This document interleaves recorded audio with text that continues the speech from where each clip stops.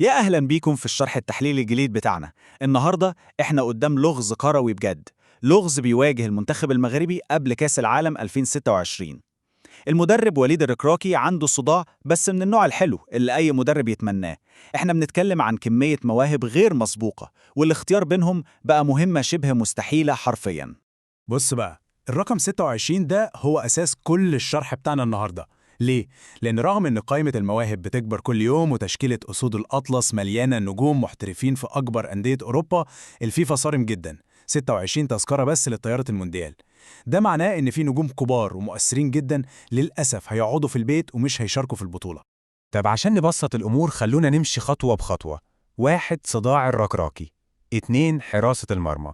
3. تكوين خط الدفاع. 4. تجديد خط الوسط. 5. المهاجمين وصناع اللعب.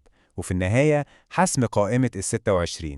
ندخل على طول في أول نقطة، صداع الركراكي، معضلة وفرة المواهب، تحدي كبير بيفرض قرارات حاسمة ومن غير أي عواطف.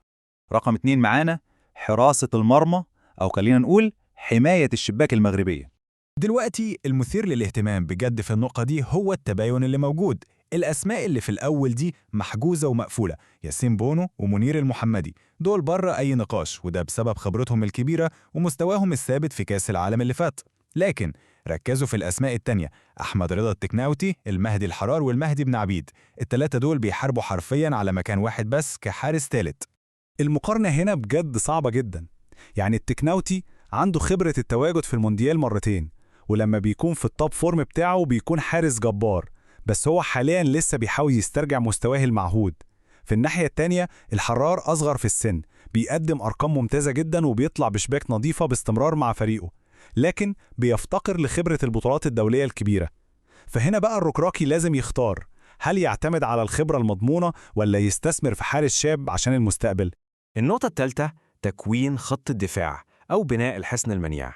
طبعا لازم نتفق إن في أسماء أساسية لا تمس. أشرف حكيمي في اليمين، نصير مزراوي في الشمال، ونايف أكرت في قلب الدفاع. دول أعمدة رئيسية وضامنين أماكنهم في الطيارة، وده اللي بيخلينا نركز أكتر في التحليل بتاعنا على الخناقة القوية جدا اللي بتحصل على الدكة. مين هيكون الجوكر اللي هيسند الأسماء التقيلة دي؟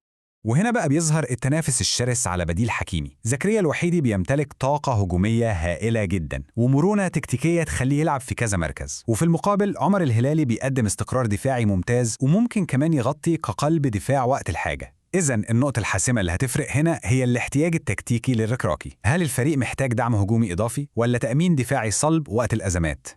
لغز قلب الدفاع معقد هو كمان. شادي رياض بيحاول يسترجع مستواه بعد الإصابات، عيسى ديوب بيدخل في المنظومة بثبات كخيار قوي، لكن الاسم اللي عامل قفزة كبيرة بجد هو عبد الحميد أيد بودلال. الشاب ده بيتطور بسرعة الصاروخ في رين الفرنسي، والتوقعات بتقول إنه ممكن جدا يكون المفاجأة اللي تاخد مكانها في قائمة ال26، وده بسبب قوته في الكرات الهوائية وثقته الكبيرة في نفسه رغم صغر سنه. رقم 4، تجديد خط الوسط أو غرفة المحركات زي ما بنسميها. طب في سؤال مهم جدا بيطرح نفسه هنا، إزاي هيتم دمج أيوب وعبيدي؟ التزام الموهبة الشاب دي مع المغرب مش مجرد إضافة عادية، لا ده بيعيد ترتيب أوراق خط الوسط بالكامل. دخوله قبل كأس العالم بيدي إضافة تقنية ممتازة، بس في نفس الوقت بيخلي التنافس على مقاعد الوسط في أقصى درجاته، لأن المساحة بقت أضيق على الباقيين. الخلاصة في النقطة دي هي التوازن المثالي. عندنا المقاتلين أو قطاع الكرات زي سفيان أمرابط، نيلا العيناوي وأمير ريتشاردسون، دول بيمثلوا القوة العضلية والصلابة في استرجاع الكورة. وعلى الناحية التانية بقى المبدعين زي عز الدين أناحي، بلال الخنوس وإسماعيل صيباري، اللي بيصنعوا اللعب والسحر في الملعب. قائمة ال26 لازم تعكس التوازن الدقيق ده عشان الفريق يقدر يواجه أي خصم من ناحية تكتيكية.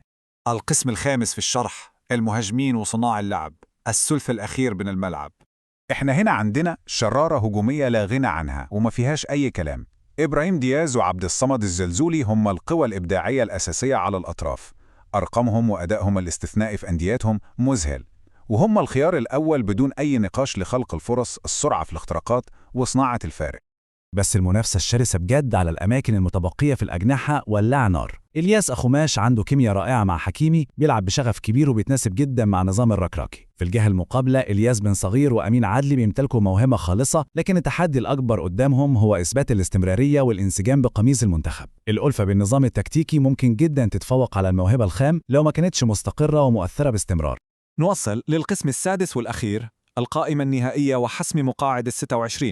بصراحة كده كل اللي قلناه ده بيوضح ببراعة المقولة المشهورة إنك تمتلك لاعبين كويسين أكتر من اللازم، دي في حد ذاتها مشكلة جيدة. الصداع اللي عند وليد الركراكي ده هو في الحقيقة الدليل الأكبر والملموس على التطور المذهل لكرة القدم المغربية. كثرة الخيارات دي بتخلي الفريق دايما في حالة تركيز، وبترفع مستوى كل لاعب لدرجة إنه بيطلع أقصى ما عنده عشان بس يضمن مكان في القايمة.